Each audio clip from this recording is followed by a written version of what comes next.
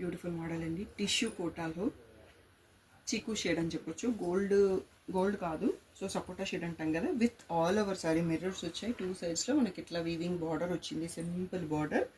చాలా elegant look ఉంది. And దీంట్లో పళ్ళు కూడా ఎంత సూపర్గా ఉంది చూడండి. యాప్లిక్ ప్యాచ్ వచ్చేసి టిష్యూ పళ్ళు పైన, పళ్ళు బాగా హైలైట్ అయింది. అండ్ బ్లౌజ్ కూడా బ్యూటిఫుల్గా ఉందండి.